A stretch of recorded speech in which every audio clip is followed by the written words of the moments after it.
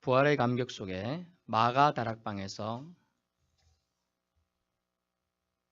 성령을 기다렸습니다.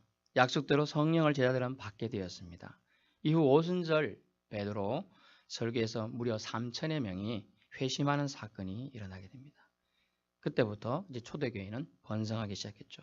초대교회는 서로 간의 물건을 통용하고 서로를 돌아보는 좋은 미덕으로 성장하고 있었습니다. 이때 베드로와 요한은 늘 하던 대로 기도하러 성전에 올라가게 됩니다. 그때 나면서부터 못 걷게 된 한 사람을 만납니다. 그 사람은 지나가는 사람 보고 한 푼 줍쇼 아마 이렇게 얘기를 했을 것 같습니다. 그때 베드로가 말하죠.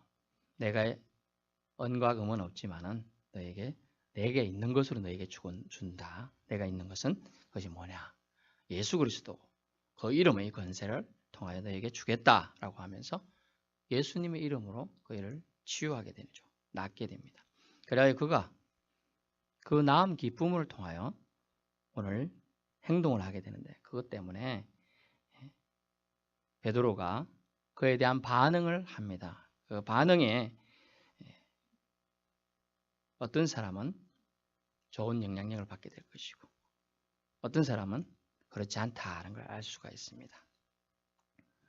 오늘 본문 속에서는 10절 백성이 모든 백성이라고 표현되는데 모든 백성이 놀랐다라고 표현하고 있어요. 놀라운 일이죠. 나면서부터 걸어본 적도 없는 사람이 걷게 된 사건, 얼마나 놀라운 사건인지 모르겠습니다. 표현은 어떤지 모르겠습니다만은 안전뱅이 옛날에 사람 취급도 안 했습니다. 그러니까 이렇게 동냥을 하게 해서 먹고 살게끔 하는 것이 또 그때 당시에 유일한 또 살아갈 방법이었을 수도 있습니다. 이때 고침받은 사람이 두 사람을 붙잡게 됩니다. 나은 사람 주변으로 순식간에 모든 사람들이 몰려듭니다. 그러면서 솔로몬 행각에 모이게 돼요. 이를 기회로 베드로는 무리들을 향하여 입을 열게 됩니다. 그래서 때를 얻든지 못 얻든지 제가 수많은 제자들이 있지만 저는 베드로를 상당히 존경하고 좋아합니다. 그래서 베드로 설교에 뭐 큰 장점은 없지만은 하나님이 주신 그 참 우락부락한 성격과 그 성격을 어떻게 조화롭게 성령에 의해서 변화되는가 이런 것들을 보면 우리 사람은 제2의 천성이라는 습관을 쉽게 바꿀 수가 없어요. 그런데 하나님에 의해서 붙들림 바 되고 성령의 감동이 되면 변화가 되는 거죠. 그래서 입술에 말씀도 넣어주시기도 하고 또 사람의 성격이 완전히 180도 바뀌어서 이렇게 부드럽게 또 말씀을 전하기도 합니다. 근데 오늘 내용은 상당히 강력합니다. 그런데 때를 얻든지 못 얻든지 그가 하는 것은 뭡니까? 오로지 예수를 전파하는 거예요. 예수를 전파하는. 그래서 저는 목회의 방침도 때를 얻든지 못 얻든지 복음을 전파하는 것과 일맥상통합니다. 그래서 그런 너희가 먹든지 마시든지 무엇을 하든지 다 하나님의 영광을 위하여 하라라는 고린도전서 10장 31절 말씀에 근거해서 저는 지금까지 사역을 해오고 있습니다. 첫 번째, 베드로는 무리들을 향하여 설교하는 첫 번째 내용은요. 능력은 우리 개인의 경건과 권세로 한 것이 아니라는 겁니다. 이것은 자칫 우리 성도들이 오해하게 될 내용들이 있을 때 진실을 밝히는 지도자의 모습이 중요하다는 걸 알 수가 있어요. 근데 하나님이 일을 하는 사람에 있어서 아주 중요한 게 있는데 뭐냐면 하나님 영광 가로채기. 영광을 가로채면 안 돼요. 여러분 오해받을 때 두 가지가 있습니다. 오해받고 억울하게 대부분 오해받을 때가 있잖아요. 그러면 불평한다든지 억울함을 풀어주세요 라고 말합니다. 다른 오해는 뭐가 있죠? 좋은 오해예요. 좋은 오해. 오늘 오해는 베드로의 능력으로 또 같이 간 제자의 능력으로 고쳐받은 거 아니냐 신격화할 수 있는 사건이에요. 그런데 베드로인 자신의 개인의 경건과 능력이 아니라고 솔직히 말하는 거. 그러면 가만히 있으면 올라갈 수 있는 지위가 있는 거죠. 그런데 하나님의 영광을 가로채는 것은 크리스찬은 절대로 해서는 안 될 부분임을 알려주는 대목입니다. 저도 이제 예전에 성교동교회에서 제가 뭐 특별히 말씀을 잘 전하거나 뭐 이렇게 좋은 건 아닌데요. 사교력이 조금 좋았습니다. 그러다 보니 이제 제 주변에 사람들이 모이고 전도가 되고 이렇게 되다 보니까요. 거의 제가 뭐 처음부터 이렇게 신학을 한 게 아니니까 직장도 다녔고요. 직장 생활도 한 10년 했고 집사로서 생활도 많이 했습니다. 그러다가 이제 해다 보니까 제가 이제 어떤 클래스 중학교 반을 맡았는데요. 처음에 3명으로 맡았지만 나중에 10여 명까지 몇 달 만에 되는 거예요. 저 사람 좀 독특하다 이런 생각을 또 했겠지만 사람을 끄는 재주가 뭐 있다 뭐 이런 표현하지만 그때 뭐라고 해야 될까요?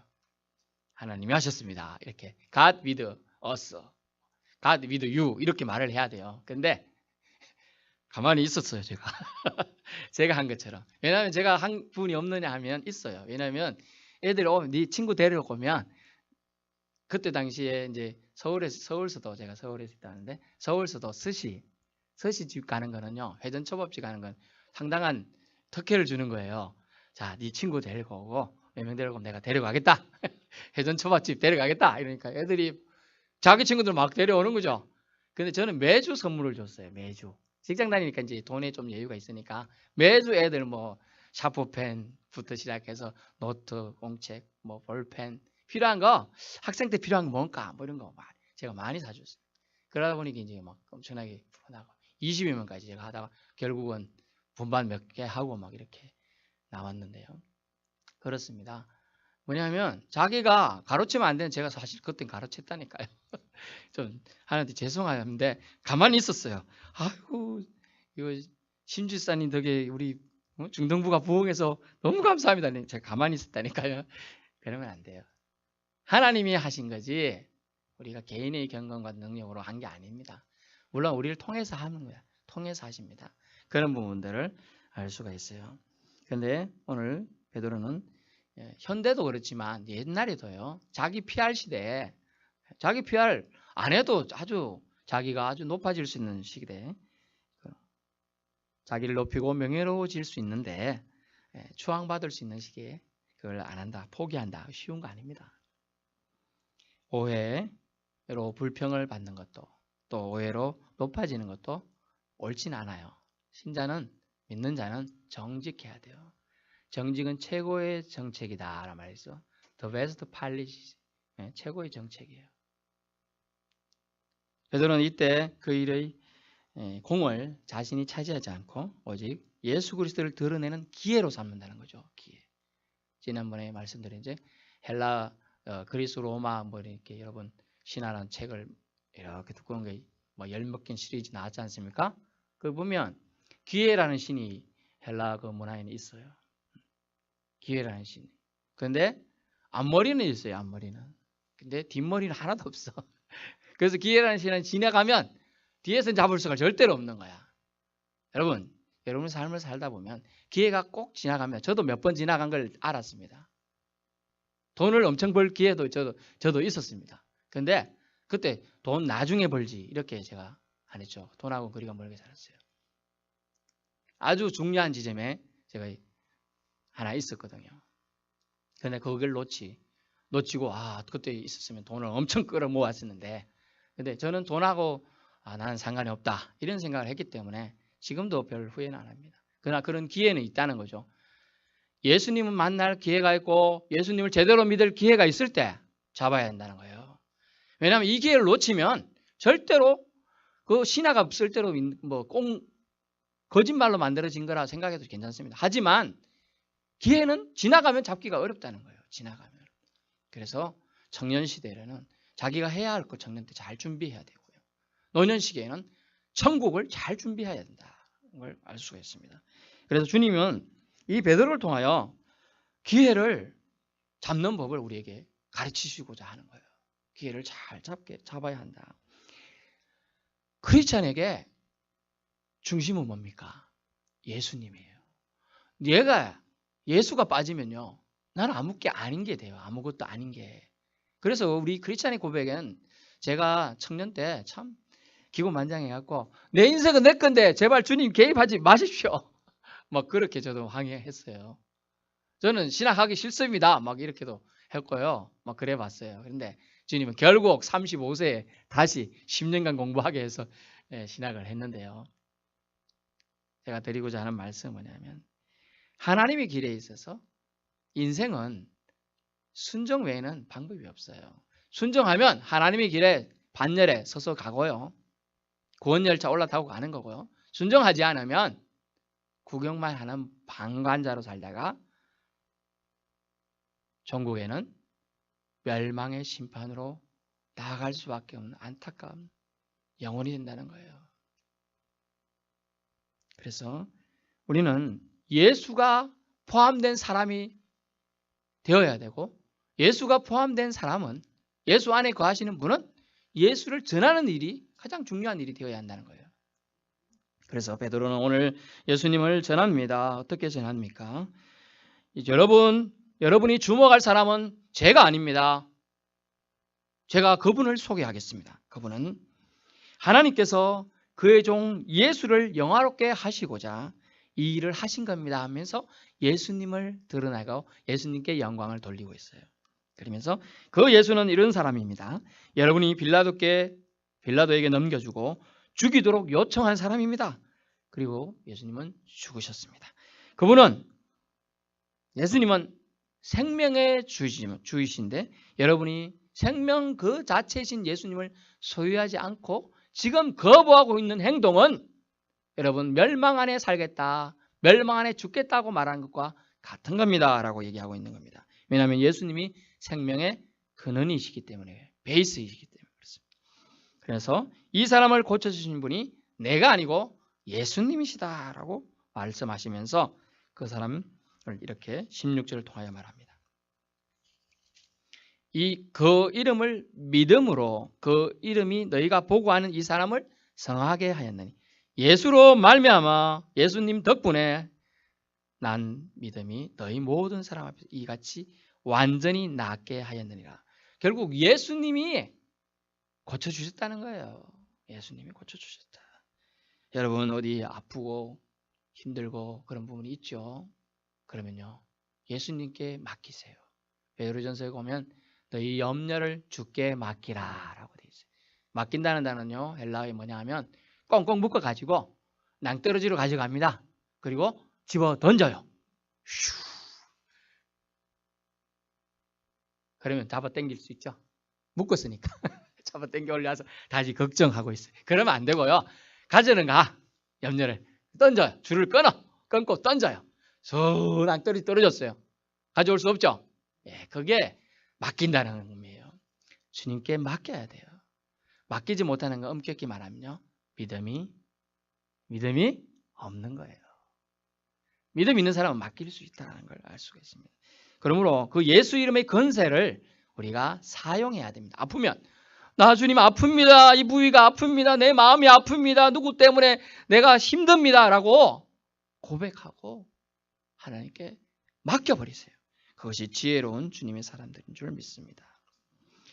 너희는 그를 죽였지만 예수님은 죽음을 이기시고 살아나셔서 지금도 역사를 행하고 계시는 역사적인 실존은 역사에 실제하시는 주님이시다라고 말합니다. 자 보십시오. 이 사람이 멀쩡히 걷는 게 보이십니까? 이같이 완전히 낫게 하셨습니다. 예수님의 치유는 완전합니다 라고 선포하고 있는 겁니다. 여러분 사람의 의술은 고치면 좀 이따 다시 또 재발하기도 하고 그렇습니다. 그러나 예수님이 여러분 마음을 터치하셨으면 여러분 마음을 고치셨으면 완전히 고침받을 줄 믿습니다.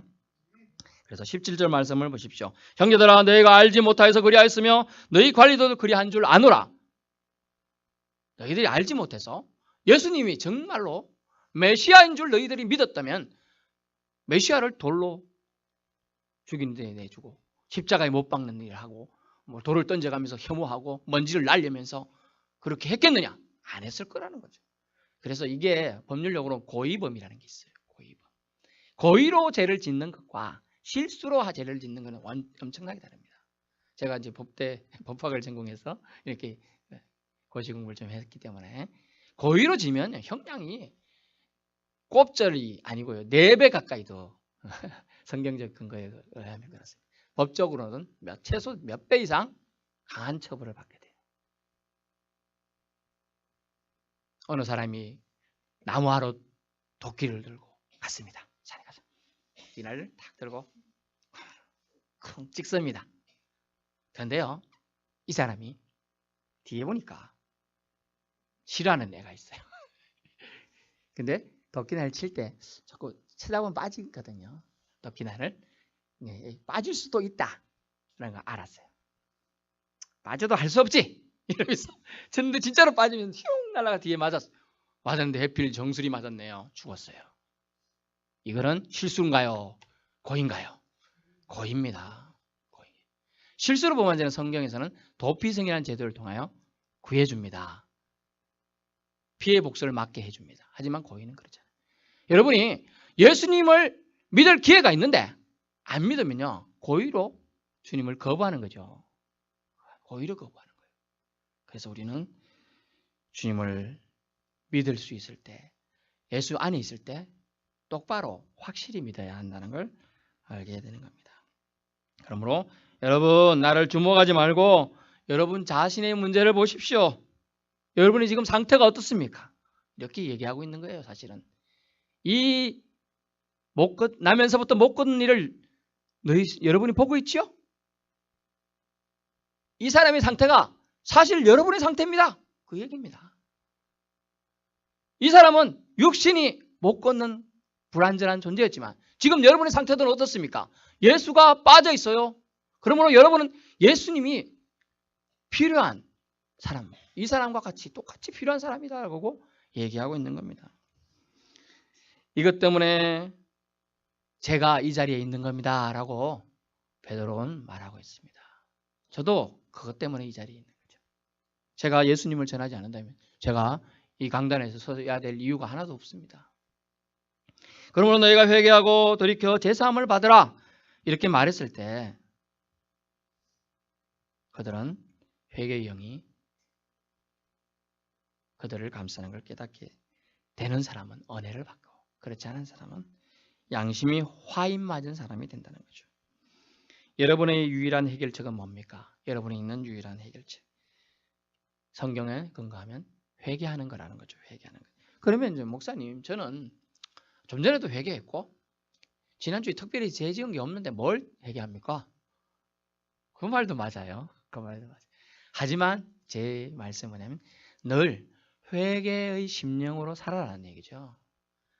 오늘도 내가 하나님 앞에 부끄러운 거나 사람들을 마음에 아프게 한 게 없나 돌아보는 삶과 돌아보지 않고 나는 항상 완벽해, 실수하지 않았어, 이렇게 사는 사람은 천지차이예요. 왜냐하면 자기 자신 위에 하나님의 존재를 인정하는 사람은 회개의 심령이 그를 주장하게 되어 있다는 것이죠. 그러므로 저와 여러분 모두 예수님을 믿으십시오. 그래야 새로움을 입는다는 거죠. 제가 존경했던 한 목사님 중에 한 분이 거의 임종 시점에 되어서 많은 목사님들이 병문안을 갔습니다. 목사님 돌아가시기 전에 저에게 한 가르침만 주십시오 그랬습니다. 그러자 뭐 큰 가르침 줄 줄 알고 수많은 목사님 주위에서 다 길을 세우고 경청의 자세를 취하고 있었습니다. 그때 목사님이 거의 90 다 되셨기 때문에 떠듬떠듬 입을 여시면서 이렇게 말해요. 목사님들 제발 예수님 잘 믿으십시오 이렇게 얘기했더라고요. 이거는 정말 진실된 말이에요. 고옥하는 목사님께서 여러분 마지막 설교하실 때 보셨나요? 이제 앞으로 한국 교회는 무너져 갈 것이라고 예언했어요. 지금 그렇게 되고 있고요. 그분이 안타까워한 것이 뭡니까? 믿음과 신앙은 없고 외형만 갖추어가는 옛날 구약시대의 제사와 뭐가 다릅니까? 이렇게 얘기하고 있어요. 심지어 뭐라고 말했으면 구약 성경에 너희는 참 역겹다. 교회 마당만 밟는 존재다. 이렇게 얘기했어요. 예배 드리는 게 오는 게 아니고 마당만 밟으러 오는다. 이렇게 얘기하죠. 그래서 다시 우리 요한복음 4장으로 들어갑니다. 영과 진리로 예배하는 영혼이 되어야 돼요. 그런 예배만 받으신다는 거예요. 그런 예배만. 왜 가인과 아벨이 똑같은 제사를 드렸는데 물론 재물의 차이가 있습니다. 왜 누구의 재산, 재물은 받고 누구의 재산 안 받는 거예요? 마음이 달랐기 때문에요. 마음이 달랐기 때문에. 그러므로 이제는 우리는 결심합시다. 형식이 아니라 마음을 하나님께 드립시다. 그것이 저와 여러분이 살 길이고 천국 소망하며 끝까지 부여잡을 거라는 것이죠. 이제 말을 맺습니다. 하나님과의 관계 회복을 위해 필요한 단계들이 사람들에게 있습니다. 지금 베드로는 설교를 통하여 무엇을 말씀합니까? 여러분이 아마 실수로 죽였을 겁니다. 예수님을. 못 박았을 겁니다. 예수님을. 하지만 부활의 주께서는 여러분을 다시 구원의 길로 초대하고 계십니다.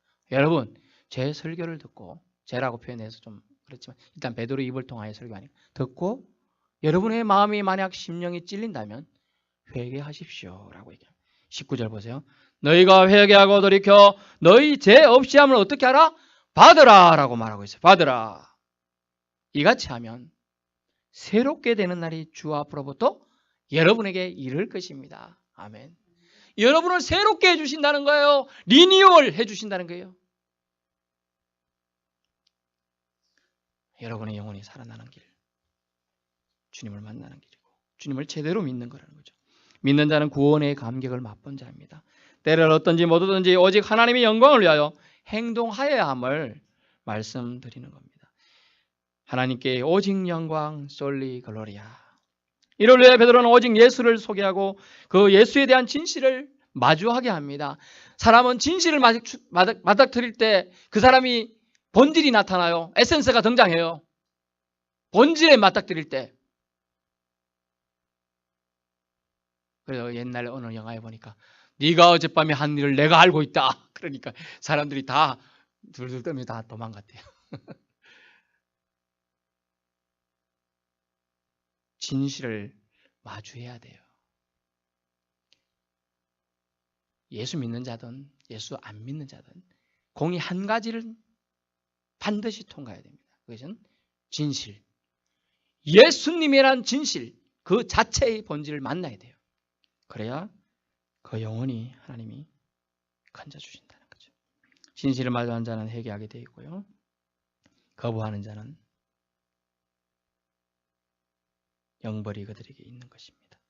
조용히 권능행함으로 칭찬받고 자신의 이름을 높일 수 있는 상황에서 베드로는 하나님께 영광을 돌립니다. 자신이 영광을 가로채지 않아요. 오직 하나님 나라와 예수 그리스도가 하나님이 의의 종, 거룩한 종임을 알려줍니다. 몰라서 그런 걸 어떡하겠습니까? 우리 어린아이들이 만약 유치원도 못 간 아이들이 실수하고 잘못하고 집에 막 어지럽히고 심지어 참기름 다 쏟아놔도 몰라서 그런 걸 어떻게 해요? 그렇다고 지박을 까요? 몰라서 쏟아놓은 걸 뭐 휴지 막 풀어놓고 온 방을 뜯어놔도 몰라서 그런 건 용서가 되는 거예요. 하나님은 그걸 용서해 주실 준비가 돼 있어요. 하지만 알면서 복음을 접하면서 먼저 들었고 회개의 구원을 맛본 자가 하나님을 거부하는 거, 회개의 불가능성은 정말 방법이 없다는 안타까움이 있습니다. 예수님은 죽임을 받았지만 복수하시는 게 아니라 오히려 사망과 낙담에 눌린 자들을 지금도 돕고 은혜 베풀기를 기뻐하시는 분이십니다. 지금도 능력이 있으신 분이라는 거죠. 예수님의 이름은 병든 자도 오늘 고치셨습니다. 그것도 완전히 고치셨습니다. 나아가 제사함의 권세를 예수 이름에 두셨던 겁니다. 오늘 본문에는 없지만 26절 보니까 이런 말이네. 하나님이 그 종을 세워 복 주시려고 너에게 먼저 보내사 너희로 하여금 돌이켜 각각 그 악함을 버리게 하셨느니라. 아멘. 회개의 기회를 주신다는 거예요. 기도하겠습니다.